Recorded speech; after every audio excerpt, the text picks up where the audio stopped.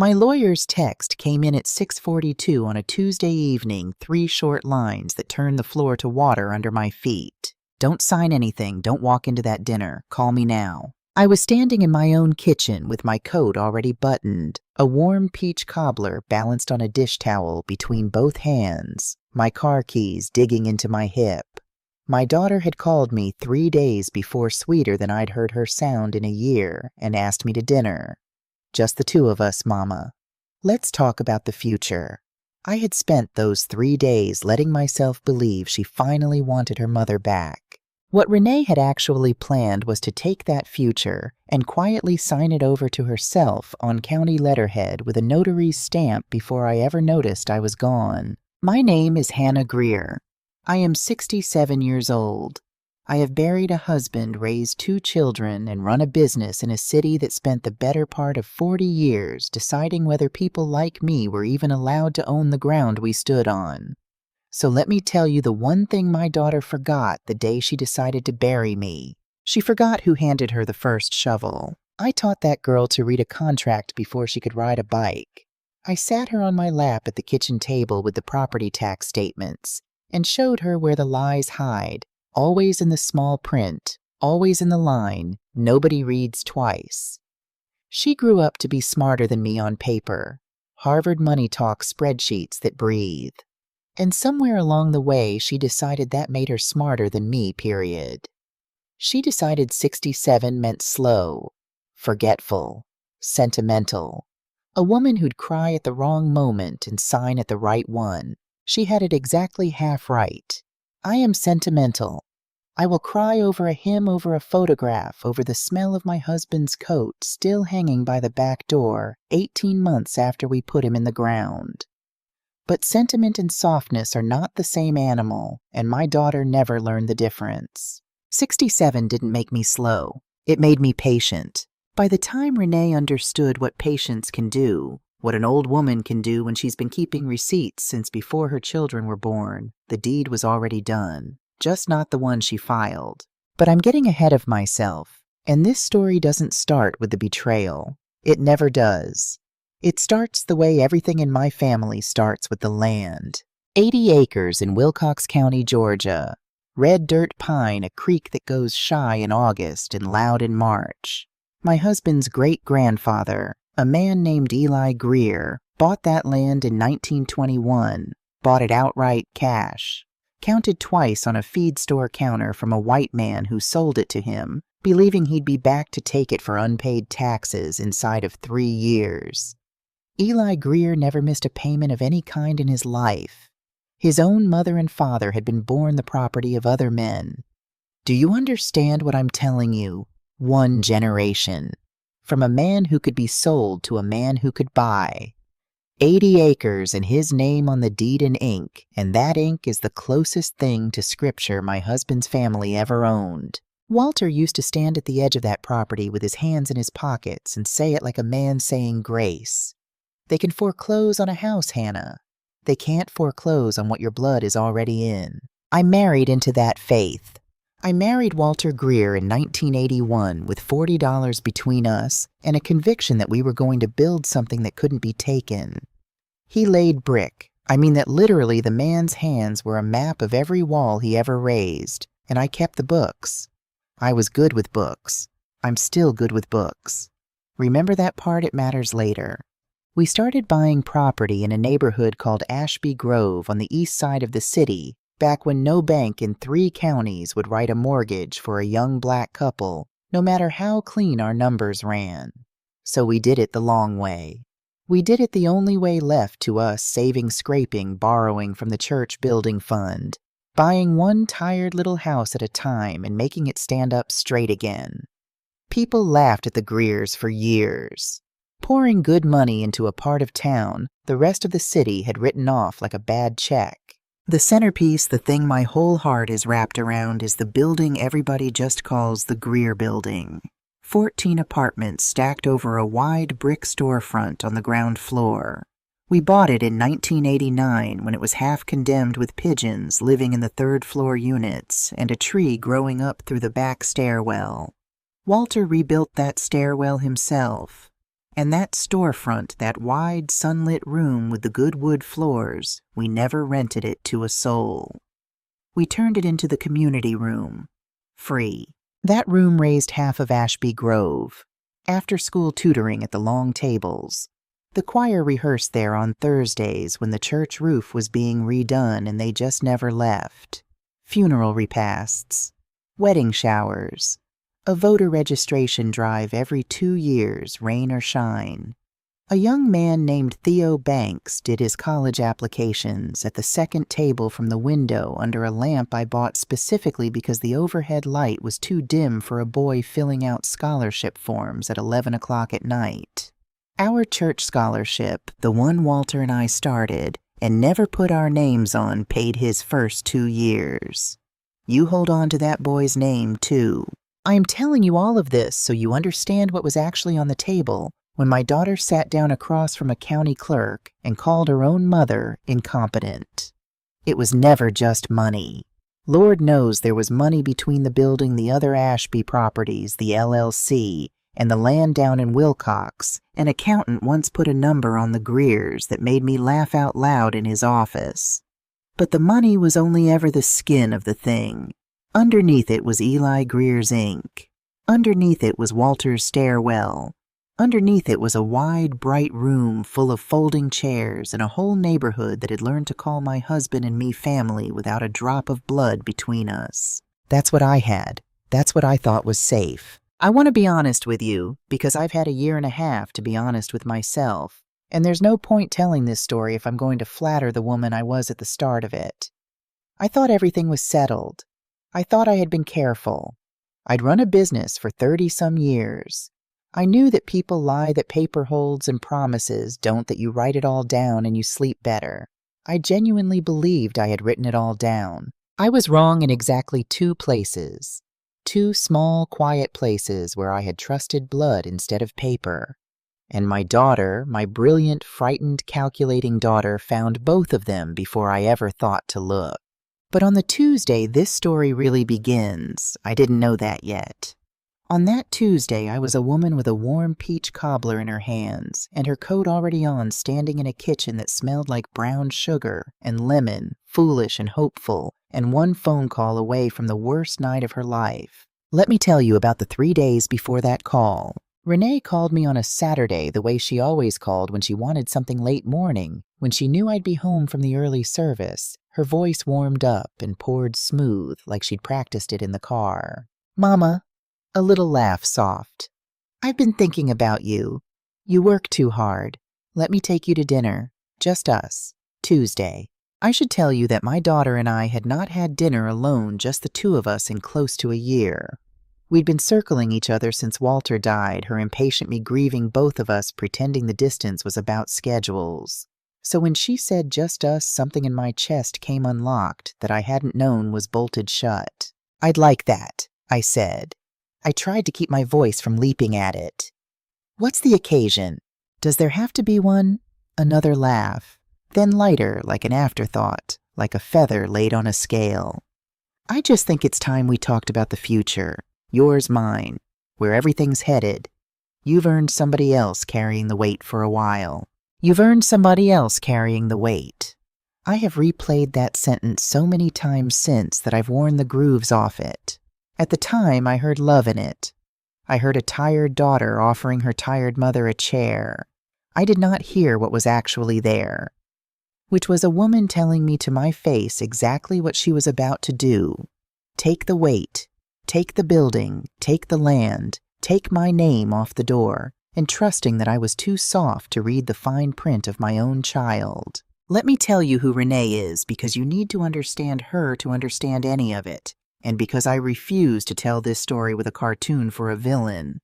She is my daughter. I made her. Some of what she became, I'm afraid I made too. Renee was the brightest child in any room she ever walked into, and she knew it before she could spell it. She got out of Ashby Grove the way she'd planned to since she was 9 scholarship. Then the good college, then the kind of finance work that talks about neighborhoods like mine as underperforming assets, and land basis, and the path of progress. She is not stupid about money. She is the opposite of stupid about money. That's the whole tragedy of it. But somewhere she got ashamed. Ashamed of the folding chairs and the church building fund and the half-condemned storefront her parents poured 30 years into. To Renee, the Greer building wasn't Walter's stairwell or Theo's scholarship lamp. It was $3.2 million sitting on top of a $40 million piece of progress, and her sentimental old mother was the only thing standing between the family and the money. She'd say it plain at holidays, smiling like a joke that wasn't one mama the neighborhood's already gone. You're just the last one who won't admit it. My son sees it the other way entirely. Caleb is 38, an ICU nurse up in Chicago, and Caleb wouldn't cross the street for money if there was a person who needed help on the near side of it. He calls me every Sunday at 4. He stayed out of the business his whole life, stayed out of Ashby Grove, stayed I used to think out of everything. Remember Caleb? He's quieter than his sister, and the quiet ones surprise you. And Walter was the land and the ink and the long view. They can't foreclose on what your blood is already in. I keep coming back to him because in his last year, the year the cancer was taking its time with him, my husband did something I didn't pay enough attention to. He kept going to see Gloria Hayes. Gloria's been our lawyer for 30 years estate work. The older I get, the more of it is the kind they call elder law. Walter would have Caleb's old college roommate drive him over there slow an afternoon at a time, and he'd come home with a folder and a tired, satisfied look, and when I asked, he'd just pat my hand. Protecting the land for good Han. So nobody can ever cut it up. I thought it was a dying man making peace. I didn't understand he was building me a wall. He drew it up, he and Gloria, sometime in the spring 2 years back. A whole structure to lock the land and the building away where no court and no buyer and no frightened heir could ever pull them apart. And then 18 months ago in the early morning, with my hand in his, he died. The folder went into the bottom drawer of his desk, and the thing he built was never finished, never signed by the cousins. It needed, never recorded, never made real. I didn't know that. I just knew the drawer hurt to open, so I didn't open it. That was the first place I'd trusted blood instead of paper. The second was older and quieter, and I'd forgotten it entirely. 6 years ago, my heart tried to quit on me. They opened my chest at Emory and stopped that heart on purpose to fix it. And the night before, scared in a way I'd never tell my children, I signed a durable power of attorney naming Renee. So somebody could pay the light bill and sign for the building if I didn't wake up. She flew in, she took charge. She was wonderful. I want that on the record. She was wonderful, and I woke up and I came home and I never gave that piece of paper another thought. Why would I? She's my child. You don't revoke your child. I'm telling you these 2 things now laid flat so you can see them coming. On that Saturday on the phone, I couldn't see them at all. So I spent 3 days happy. That's the part that still embarrasses me. I picked out a dress. I got my hair done. And on Tuesday afternoon, I drove clear across town to the little bakery 2 blocks from Renee's old elementary school. The one she used to beg me to stop at peach cobbler in a foil pan still warm, because some foolish, hopeful part of me wanted to bring my grown daughter a taste of when she was small, and still mine. I carried it to the car like it was a baby. I was home buttoning my coat keys and my pocket cobbler warm against the dish towel when my phone went off on the counter. 6:42 p.m., Gloria Hayes. Don't sign anything. Don't walk into that dinner. Call me now, I called. She picked up on the first ring, and I knew before she said a word, because Gloria Hayes has never in 30 years answered a phone without saying hello, and she didn't say hello. Hannah. Her voice was careful, the way you're careful carrying something that's already cracked. Where are you right now? In my kitchen. I'm about to leave for dinner with Renee. No. Flat. Final. You're coming here, to my office. Right now. Not the phone, not in writing here. Do not go to that restaurant. Do not pick up if she calls. And Hannah, a breath, don't sign one single thing tonight no matter who puts it in front of you. I stood there in my buttoned coat in my brown sugar kitchen, and I looked down at that warm pan of cobbler on the dish towel in my hands, and I felt the whole evening I'd built in my head go quiet and cold. "Gloria," I said, "what did my daughter do?" "Get in the car," she said. "I'll tell you when your hands are off the wheel." I set the cobbler down on the counter. It was the last warm thing I'd touch for a long time.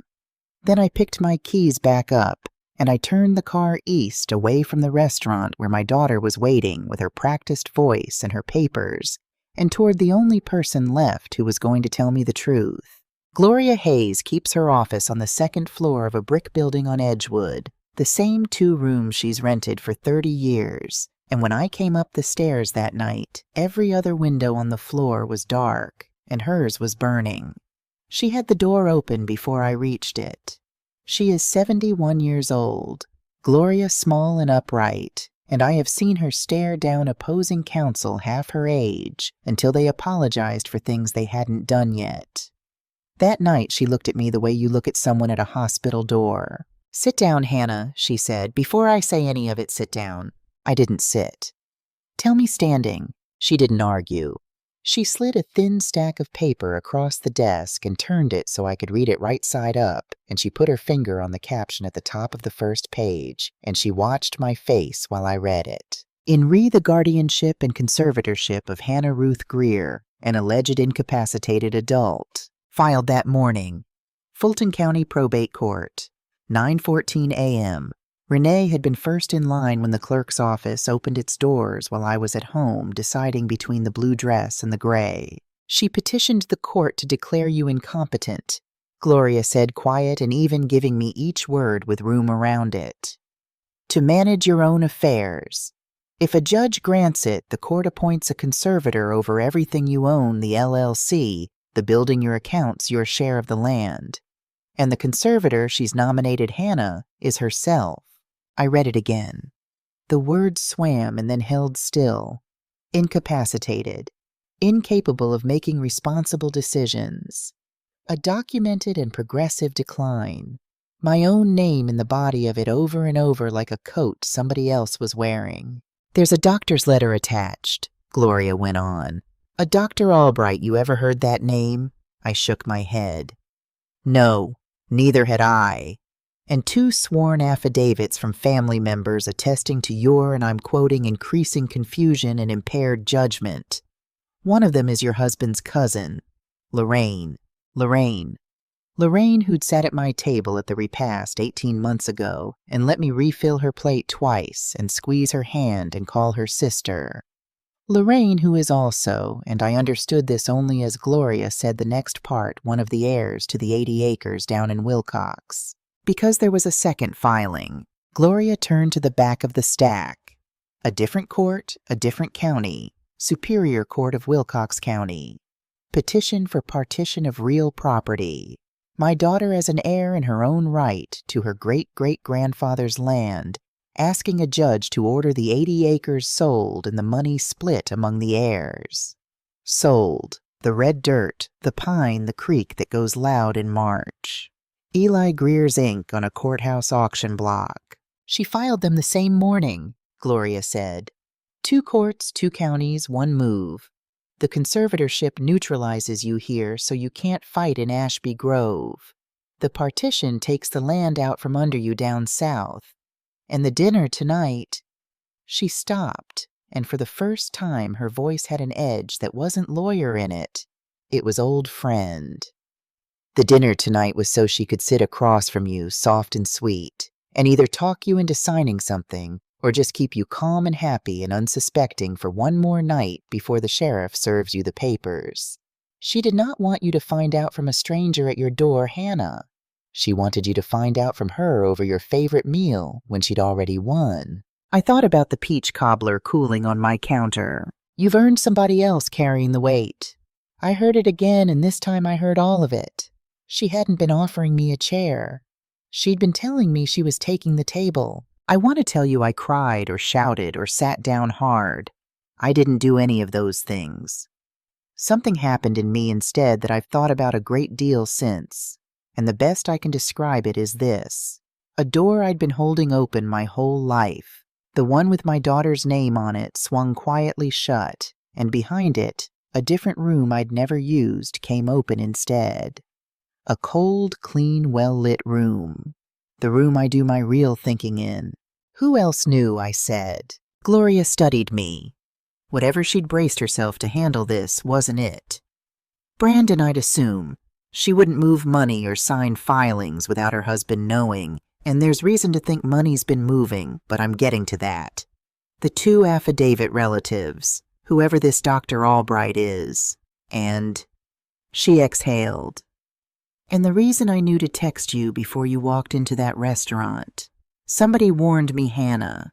Somebody who works at the title and escrow company that's handling the building. Handling the building, I repeated. There's nothing happening with the building. There is, Gloria said. And I'll get to that, but first you should know who called me because it's going to mean something to you. She took her glasses off, which she only does when she's about to say something she feels. A young man named Theo Banks. I put my hand flat on her desk to steady it. He's a clerk there now, she said gently. Doing well. He pulled the file on the Greer building because it crossed his desk in a stack, and he saw the name, and he saw my name on the old paperwork as your attorney from years back. He saw documents that frightened him, and instead of keeping his head down and his job safe, which is what a smart young man in his position is supposed to do, he found my number and he called me on his lunch break from his car, scared half to death, and he said, Gloria's mouth went tight. He said, Miss Hayes, I think somebody's doing something to Miss Greer, and I don't think Miss Greer knows. I sat down then. Not because of Renee, because of Theo, because the boy who had filled out his scholarship forms under a lamp I bought in a room my husband rebuilt with his own hands had grown into a man who picked up the phone for me when my own daughter was at a courthouse trying to erase me. I have never in my life been prouder of a child who isn't mine, and I have never been more frightened for one, because I knew the same way I knew which dress I'd worn that morning, that Theo Banks had just put himself in front of something much bigger than he was. What frightened him? I said. Tell me the thing about the building. Gloria slid one more page across. A recorded document. A deed to secure debt, a mortgage in plain words against the Greer building. $750,000 borrowed against it. Dated 4 months ago. Signed the signature line said by Hannah R. Greer. I looked at it a long time. My own name in a hand that was almost mine and wasn't on a loan I had never heard of against the building Walter rebuilt the back stairwell of with a tree growing through it. Gloria, I said, and my voice came out very steady, which is how you can tell I was past the worst of anything. I have never mortgaged that building. Not for $1. Not ever. I know, she said. I know you haven't. And come Monday, you and I are going to find out exactly how your signature got onto a document you never saw, and I have a sick feeling I already know, and that it goes back 6 years to a piece of paper you signed in a hospital and forgot. She held my eyes. But not tonight. Tonight I need you to go home, lock your door, and not call your daughter. Can you do that? I gathered up the papers, the petition with my name dressed up like a stranger's, the partition that wanted to sell my husband's blood by the acre the mortgage I never signed, and I squared the edges of the stack, the way I've squared the edges of 30 years of contracts, slow and exact, and I held them against my chest. I can go home, I said. I'm not going to call my daughter. Gloria nodded, relieved, thinking I'd heard her. I'm going to do something better than call her, I said. I'm going to get ready. Because here is what Renee, my brilliant daughter, never once stopped to factor into all her spreadsheets. She'd built her whole plan on a single number that her mother was 67 and soft and would fold like a church fan the moment the papers came. She'd planned for my grief. She'd planned for my pride. She'd planned for me to weep over a ruined dinner and sign whatever they slid in front of me to make the shame stop. She had not planned for the one thing I have always been under the sentiment, under the hymns, under the warm cobbler, and the foolish hope. I keep records. I did not sleep that night, and I want to be clear that I didn't lie awake crying. I lay awake planning. There's a difference, and by morning I knew it in my bones. I was back in Gloria's office at 9. And the first thing my lawyer of 30 years did was try to talk me out of it. Hannah, hear me before you decide anything. She had coffee for both of us and didn't touch hers. I can fight this. I want to fight this. But I am going to tell you what fighting it costs, because you're my friend before you're my client. To beat a conservatorship petition, you don't just say you're fine, you have to prove you're competent in open court, while your own daughter's lawyer stands up and lists every time you forgot a name or repeated a story. They will make you sit there at 67 and defend your own mind. And that doctor's letter is real paper signed by a real physician, and a probate judge is going to give it weight until we tear it apart. People win these. People also lose these and spend their last years as wards of the very child who filed. I have watched it age good women 10 years in a season. She finally looked at her coffee. And win or lose Hannah, you may not get your daughter back. Even if you win, you might win her all the way out of your life. I need you to want this with your eyes open, not your heart broken. I let her finish. I respected her too much not to. Gloria, I said, I have buried a husband. I have outlived 2 of my own brothers. I have signed the papers to put my mother in the ground. I know what grief costs, and I am not confused about the bill on this one. I set my cup down. I'm not doing this to get Renee back. I lost that daughter sometime before yesterday, and I'm done pretending I didn't. I'm doing this because my husband's great-grandfather counted out cash twice on a feed store counter, so that no court would ever sell what's ours. And I will be damned before I let his ink go on an auction block because my child got scared of a number. This isn't revenge. I'm fixing a wrong. And I'm going to do it the way Walter would have legal, quiet, and complete. Gloria looked at me for a long moment. Then she picked up her pen. All right, she said. Then we work, and we don't lose. We started where you always start. You take away the weapon before you fight the hand. The piece of paper from the hospital, the durable power of attorney I'd signed 6 years ago and forgotten, was the master key to half of what Renee had done. So the very first document Gloria drew up that morning was a revocation. I signed it, she notarized it, and we recorded it, and had it formally served on Renee by a process server that same afternoon, so there could never be a question of when she knew her authority was dead. From that hour forward, my daughter could not so much as sign a parking ticket in my name. But revoking it told us something too. Because when Gloria's office pulled the executed copy of that $750,000 mortgage on the building we saw, at last how the trick was done. It wasn't a forged signature, not exactly. It was worse than that, because it was technically legal at the time she did it. Renee had signed it as my attorney, in fact. Hannah R. Greer, by Renee Greer Foster, agent, under power of attorney. She'd used the key I handed her in a hospital gown to mortgage the building Walter rebuilt, and she'd done it 4 months ago in secret to pledge our family's asset against a debt that had nothing to do with our family, which raised the only question that mattered. Whose debt? That's where Yvonne Carter came in. Gloria brought her in on the second day, a forensic accountant, 50s soft-spoken. The kind of woman who can look at a year of bank statements the way a tracker looks at bent grass and tell you which way the animal ran. I gave Yvonne everything: the LLC books, the building accounts, the statements I'd been keeping in good order for 3 decades because I am, as I keep telling you, good with books. And I told her to follow the money out, not in. Don't show me what came to me, I said. Show me what left. It took her 4 days. What she found is the part of this story I still can't think about without my chest going tight, and not from anger, from grief, because this is where I learned that I had not raised a villain. I had raised a drowning woman. Brandon, my son-in-law, had sunk everything they had into a development fund 2 years back, the kind of thing that promises the moon and delivers a crater, and it had collapsed and taken their savings with it. And Renee, to keep them afloat, to keep up the house and the schools and the life that was supposed to prove she'd escaped Ashby Grove for good, had personally guaranteed a loan. $900,000, her name on the line, no company between her and the cliff. And the people holding the other end of that loan were a development outfit called Meridian Partners, run by a man named Garrett Wells.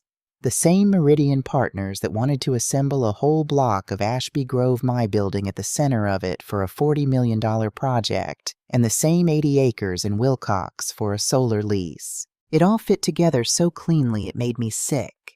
Renee owed Garrett Wells nearly $1 million she did not have.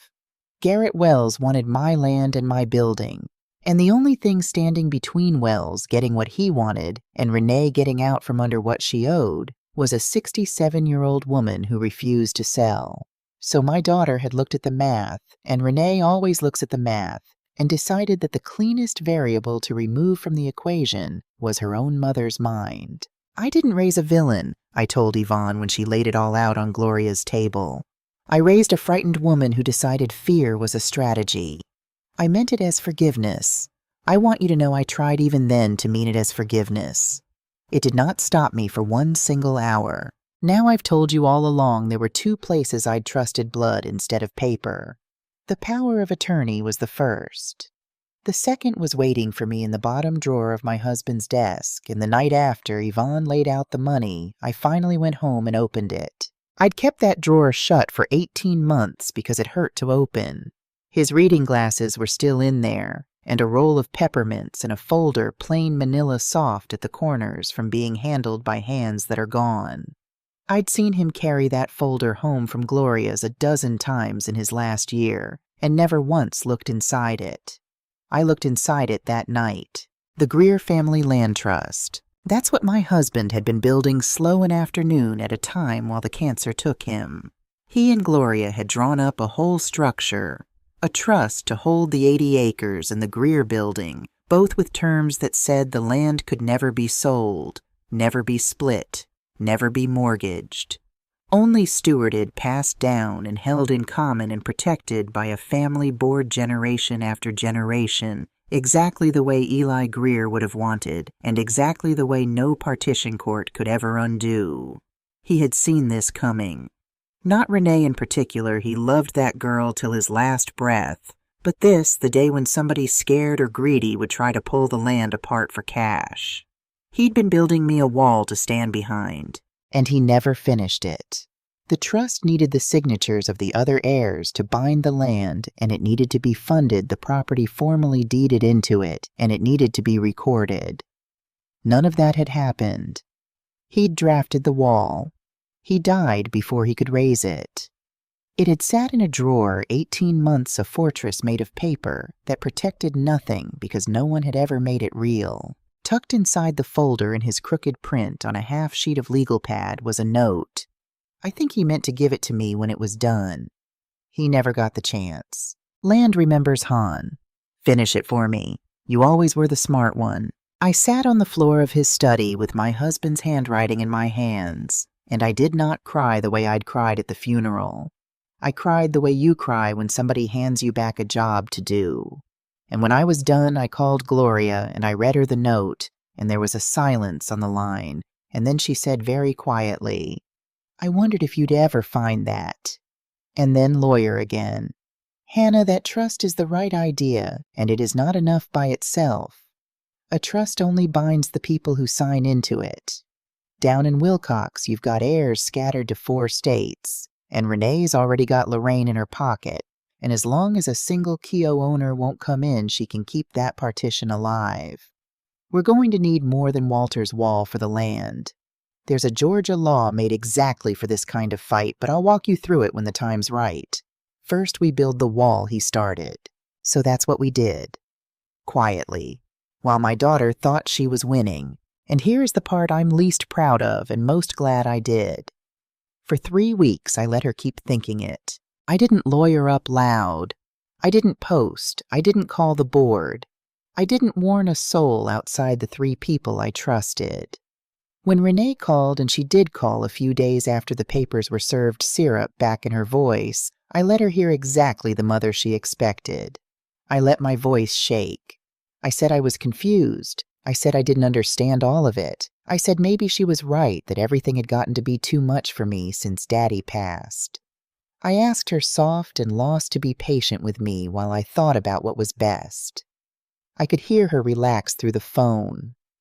I could hear her believe me, my beautiful, brilliant daughter who had built her whole plan on the certainty that her mother was soft. I fed that certainty by the spoonful, and she ate every bite, and it bought me 3 weeks of quiet to do the work that was going to take everything she had away from her. Walter used to say the smartest thing a strong person can do is let a fool keep mistaking them for one. I had been mistaken for a fool my whole life. For the first time, I was grateful for the practice. Building my husband's wall meant finding the people whose names it needed, and they were scattered like seed on the wind.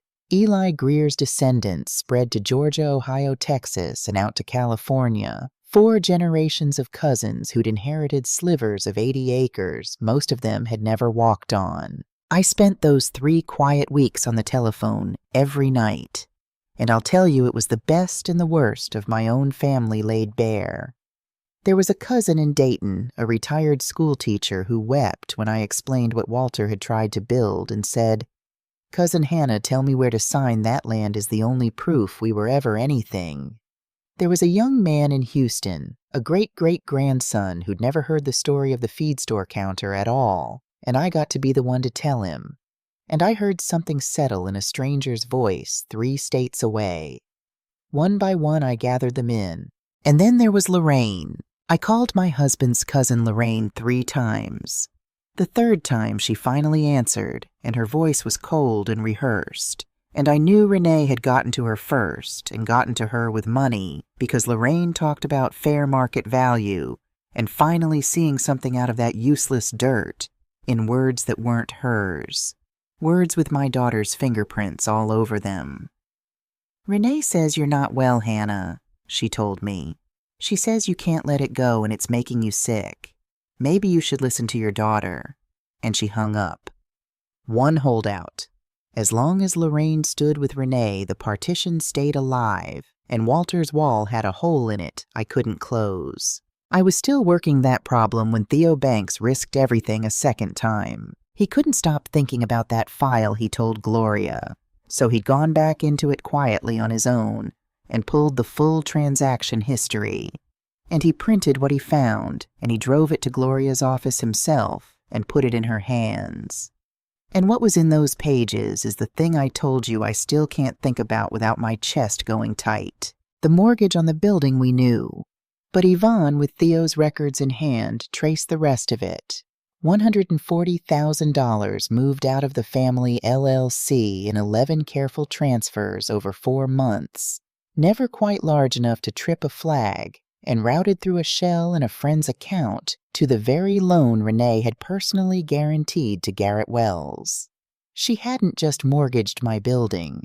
She'd been quietly bleeding the company's own accounts to pay down her own debt using the authority I gave her in a hospital bed. But that wasn't the thing. The thing was Dr. Albright's letter. Gloria pulled the medical evaluation that anchored the whole conservatorship, the document that said in a physician's signature that Hannah Greer suffered documented cognitive impairment. And when we read the records it was built on, I had to put the page down and walk to the window and stand there a while. It was built on 2019. It was built on the days around my heart surgery. The hospital notes from when they'd stopped my heart on purpose and brought it back the ordinary expected drug-soaked confusion of an old woman swimming up out of anesthesia after open chest surgery. The kind every nurse on that floor would tell you means nothing the kind that clears in a day. Renee had gone and pulled the records from the worst, most frightened, most vulnerable hours of my entire life, the hours when I'd signed her that power of attorney because I thought I might die, and she had handed them to a doctor I'd never met and paid him to call it decline. She had used the day I almost died to prove I was already gone. I called Caleb that night. My son, the ICU nurse, 4 o'clock his time off, and I told him all of it plain, the way you can only tell the quiet child. He was silent for a long time. Then he said in a voice I'd never heard from my gentle boy, "Mama, send me that letter." I did. He read it in about 90 seconds and called me back, and he was so angry I could hear him pacing. "This is garbage. This is post-operative delirium charted 6 years ago, and any first year would know it, and this Albright signed off on it like it's a diagnosis. Mama, I deal with families like this. I've watched them do this to dying patients. A breath. I'm taking my leave. I'm coming home. Remember I told you to remember Caleb. Hold on a little longer. But here is where I have to tell you the truth about the bottom of this, because I won't pretend I walked a straight line from clever to victorious. I didn't. Before any of it turned, I lost. The emergency hearings on the conservatorship came faster than we were ready for. Renee's lawyer pushed for a temporary order, protect the vulnerable elder while the full case is heard. And they walked into that probate courtroom with Dr. Albright's letter and Lorraine's affidavit and my daughter in a soft gray suit dabbing at her eyes, telling the judge how it broke her heart. But her mother just wasn't herself anymore. And the proof that would have shown the judge the truth, Theo's documents, the money trail, the whole rotten architecture of it, we couldn't get in. Because 2 days before the hearing, Theo Banks stopped answering Gloria's calls. When she finally reached him, he was a different man than the one who'd driven those papers across town. His employer had found out the Greer file had been pulled. He'd been called into a room. There were words like breach and confidentiality, and we'd hate to involve the lawyers, and Theo was 26 and the first person in his family with a real job, and he was terrified. And I will not say one hard word about that boy. Not one. Not ever. He told Gloria he couldn't testify. He couldn't authenticate anything. He was sorry. He was so sorry. And without him to stand behind those documents, a probate judge wouldn't look at them. So it was Renee's doctor's letter against my word that I was fine. And the judge, a careful man, not a cruel one, doing what careful men do when they're told an old woman might be at risk, granted the temporary order. Pending a full evaluation, my access to the LLC accounts was restricted. A temporary conservator would oversee them. He did not stop the partition down in Wilcox. That was a different court, and it ground forward on its own. I walked out of that courthouse having been told on paper by the state of Georgia that I could not be trusted with my own money. And by the end of that week, Meridian Partners, moving like they already owned it, had a notice taped to the front door of the Greer building. I drove there at night. I let myself in with my own key into the wide, bright community room that wasn't bright anymore because they'd cut something, or I just couldn't make myself turn the lights on, and I sat down at the second table from the window. Theo's table. And for the first time since Gloria's text, I let myself break. They'd taped the notice to the door Walter rebuilt. My accounts were frozen. 2 days before in the church parking lot, my own grandbaby, Amani 16, caught in the middle of something no child should be standing in, had looked at me with her mother's worry in her eyes and said, "Mama says you can't help it, Grandma. She says it's not your fault." The whole neighborhood that had called me family was lowering its voice when I passed the way you do around someone who's slipping. Maybe I had lost. I was just an old woman crying in the dark in a building that had already been signed out from under her in a town that had decided to believe my daughter. And then my hand going for a tissue found the folded half sheet in my coat pocket. I'd been carrying it since the night I opened the drawer. His crooked print. Land remembers Han. Finish it for me. You always were the smart one. I sat in the dark and read my husband's handwriting, and something straightened in me slow like a spine. I had been mourning Walter Greer for a year and a half. I had been so busy mourning the man that I'd left his last work in a drawer and let them tape a notice to his door. That was over now. You don't grieve a wall. You build it. I wiped my face. I turned the lights on. They worked fine. I just needed to be the one to do it. And I called Gloria Hayes at 9 o'clock at night, and I said, "We lost the round. Tell me about that Georgia law. Tell me how an old woman takes the land back." And I called Caleb and told him to hurry. And I sat down at Theo's table with a legal pad in the room my husband raised with his own 2 hands, and I started writing down everything I was going to do. I'd been mourning my husband for a year and a half. It was time to finish his sentence. Gloria called the Georgia law by its name on a Tuesday morning spread across her table like a blueprint. the Uniform Partition of Heirs Property Act. And when she finished explaining it, I understood for the first time that my husband had been only half right. They could be stopped from selling the land not by his wall alone, but by the law itself if we were smart and we were fast. Here's what most people don't know, Gloria said, and what Renee, for all her finance degrees, never bothered to learn because she thought this was a fight about a sick old woman and not a fight about land. When an heir files to force a sale of heirs' property in this state, the court can't just drop the gavel and auction it. First, it has to be appraised at fair market value. And then Hannah the law gives the other co-owners the first right to buy out the share of whoever filed, at the appraised price, before any stranger gets near it. She tapped the page. Renee filed to force a sale. The statute she invoked is the same statute that lets the rest of you simply buy her out and end it. She handed us the weapon when she walked into that courthouse. I sat with that a moment, and then I laughed the first real laugh in a month. My brilliant daughter. So smart she'd outsmarted herself. The pieces came fast after that, the way they do once the tide turns. The first was Garrett Wells.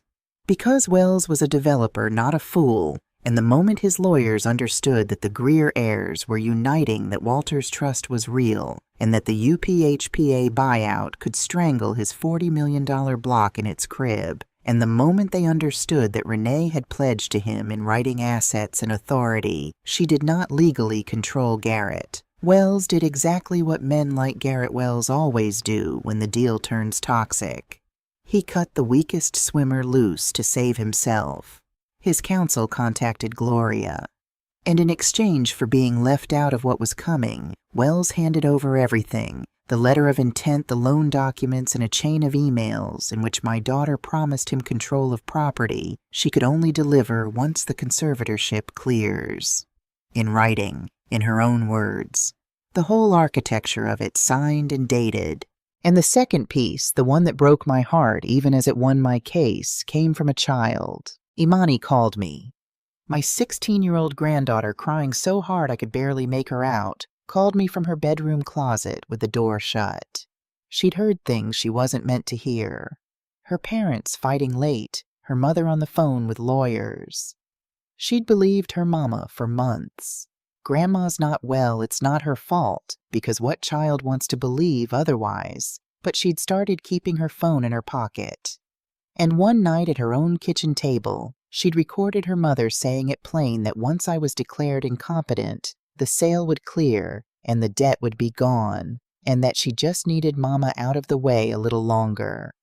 Imani had it, audio, her mother's voice, and she said through the tears, "Grandma, I don't want them to sell Papa's land, and I don't want you to be sick, and you're not sick, are you?" It wasn't really a question. "No, baby," I told her. "I'm not. And you didn't do anything wrong. You told the truth. That's the bravest thing a person can do in this family, and don't you ever forget you did it first." I will carry that phone call to my grave, both halves of it. Then came the day everything was decided. Not in whispers this time. In open court. I'd ask Gloria for that. No back rooms. Let it all be said out loud in front of God and the docket. And this time, I walked in ready.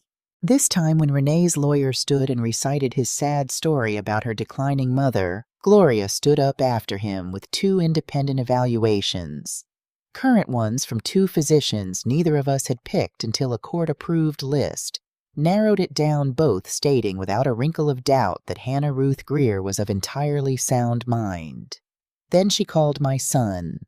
Caleb sat in that witness chair in his hospital ID badge and ICU nurse of 15 years and explained to the court in calm, devastating professional English exactly what Dr. Albright's letter was: a diagnosis of cognitive decline built entirely on 6-year-old records of ordinary post-surgical confusion after open heart surgery. "I've read 10,000 of these charts," my gentle boy said. "This isn't a finding. It's a misuse of a finding. Any nurse on any floor would tell you the same." And he looked at his sister when he said it. The child who didn't file, testifying for his mother's mind against the child who did. And then Gloria peeled it back layer by layer the way you strip old paint. The power of attorney revoked, but used while it lived to mortgage the Greer building for $750,000, signed by Renee as my attorney, in fact in secret. The $140,000 traced now every transfer out of the family company and into Renee's own guaranteed debt. Lorraine, who when she finally understood that Renee had lied to her, that Wells's plan would have left her with a check, and her cousins with nothing, and the land with a parking deck on it, stood up and withdrew her affidavit in a voice that shook. Garrett Wells's emails, my daughter's own words, promising a man control she didn't have once the conservatorship clears. And last, because Gloria knew how to build to a thing, the recording. My granddaughter's brave, terrible recording played into the silence of that courtroom. Renee's own voice, cool and certain, explaining how to put her mother out of the way. I watched my daughter's face the whole time it played. I watched the soft gray suit and the practiced sorrow fall away from her like the notice peeling off the building door, until what was left sitting at that table was just a frightened woman who had gambled everything on the certainty that her mother was soft and lost. The judge took off his glasses. He looked at the petition a long moment. Then he looked at Renee, and the room went still as a held breath. Ms. Greer Foster, he said, let me be sure I understand what's been put before me. You asked this court to declare your mother unfit to manage her own affairs, and to prove it, you used the records from the days she nearly died on an operating table. And you funded the case to take her property by quietly draining the very company you claimed to be protecting. He set the glasses down. I have been on this bench 22 years. The petition is denied. The temporary order is dissolved in full, and Mrs. Greer's access to her own affairs is restored effective immediately. And I am referring this matter the power of attorney, the transfers, and Dr. Albright's evaluation to the district attorney's office. We are finished here. No gavel slam. He just said we are finished here, and it landed heavier than any shout. The conservatorship was dead. My name was my own again. And with the freeze lifted and the heirs gathered and Walter's wall finally raised, the buyout went forward exactly as Gloria had drawn it. The family purchasing Renee's fractional share at the appraised price, the law she'd weaponized, turning gently completely against her. The 80 acres came home. Every grain of that red dirt. The partition collapsed for lack of anything left to divide. Renee didn't look at me as it ended. She looked at her daughter sitting beside me at Imani, who had told the truth first. And for the first time in the whole long ruin of it, I saw my daughter understand the size of what she'd done. There was one conversation left, the one that wasn't for any courtroom. Renee came to my house a week later. I let her in. We sat in the kitchen, the same table where I'd once shown a little girl where the lies hide in the small print. For a while, neither of us said anything. Then the mask came off the last of it, and what was underneath wasn't a schemer or a villain.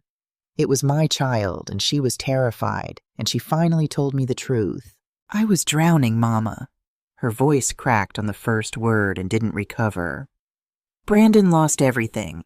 I signed for the loan because I thought I could fix it before anyone knew, and then I couldn't. And Wells owned us, and every month it got worse. And you were just sitting on all of it. The building, the land, millions of dollars in dirt. And you wouldn't sell. You wouldn't even talk about it. And I told myself, she pressed her hand to her mouth. I told myself if I waited for you to be ready, we'd already be ruined. I told myself I was saving us. I made it a kindness in my head so I could do it. I know, I said. I figured out the why a long time ago. The why was never the problem, Renee. People do desperate things when they're scared. I've been scared. I folded my hands on the table. The problem is what you reached for. You didn't come to me drowning. You came to a courthouse with the records from the worst day of my life, and you tried to drown me instead. You had 100 doors, baby. You chose the one with my coffin behind it. She started to cry, then really cry, and asked me what I was going to do, whether I was going to let them prosecute, whether I was putting her out of the family for good. I had thought about that question for weeks. I'd had the power by then to bury her. The district attorney had what he had, and I could have stood behind it and pushed. Part of me wanted to. I won't lie to you and say the grace came easy. I'm not going to pretend none of it happened, I said. What the law does with it is the law's not mine. I won't lift a finger to save you from that, and I won't lift one to make it worse either. You'll answer for what you did the way the rest of us answer for things. You'll have no authority over me, over the trust over 1 acre or 1 brick ever again. That part is finished. I reached across and took her hand because she is still mine, and that part is never finished. But hear me, Renee. I'm not putting you out. She looked up. I'm putting you back. I held her eyes. Back to the bottom. Back to earning it. Back to the girl who hadn't decided yet that people are numbers. There's a difference between being put out and being put back, and I have prayed every night since that Tuesday that you'd live long enough to learn it. That's the last thing I said to my daughter that day. She's a long road from here, but she's on it. Here's how it settled. Walter's wall got finished, every signature, every acre deeded in, recorded at last at the courthouse in plain ink, the way Eli Greer would have wanted. The Greer Family Land Trust holds the 80 acres and the building both now, and the terms are exactly as my husband wrote them on his slow afternoons. It can never be sold, never be split, never be borrowed against. Only stewarded. We folded it together with a community land trust so the apartments stay affordable for the people of Ashby Grove long after I'm gone, and the wide, bright room downstairs has a new name on the door. The Walter Greer Community Room. The choir still rehearses there on Thursdays. They never did leave. Theo Banks doesn't work at that escrow company anymore. He works for the trust now. I made sure of it the day after the hearing, managing the very properties he once risked his livelihood to protect. The boy who picked up the phone for me has a desk and a future and a key to the front door. Some debts you're glad to carry. Caleb stayed 3 weeks and comes home often now. We talk about more than money finally. And Amani, my brave girl, spends her summers and most weekends with me learning the books. Learning where the lies hide in the small print, the way her mother once did at this same table. I'm teaching her the other thing, too. The thing I should have made louder her whole life, that being smart and being good are supposed to be the same direction. People hear a story like mine, and they want the lesson to be, don't trust anybody. That isn't the lesson. I trusted the wrong things, not the wrong people. I trusted blood to do the work of paper, and that was my mistake, not my daughter's crime. So love your children with your whole heart, then write it all down anyway. The two were never enemies. The most loving thing my husband ever did for this family was sit in a lawyer's office while he was dying and build a wall, because he loved us enough to plan for the day one of us got scared. And here is what I know now that I didn't know before that Tuesday. The land was never the inheritance. Eli Greer didn't count out that cash twice, so his great-grandchildren could own 80 acres of red dirt. He did it so we'd have proof we came from a man who refused to be sold. The deed was only ever a receipt for something you can't record at any courthouse. Renee looked at our family and saw assets. She measured us in dollars because somewhere she learned that's what worth means, and I'm her mother, so some of that I have to answer for. But worth was never the number a developer puts on your block. It's whether the people who come after you know your name and why you fought. It's a boy filling out scholarship forms under a borrowed lamp. It's a 16-year-old who told the truth when it cost her everything to tell it. You don't pass down land, you pass down spine. And spine, thank God, is the one thing no court can freeze, and no frightened child can sign away. I'm 67 years old. They came for an old woman's signature. They forgot that an old woman's memory is the longest deed there is.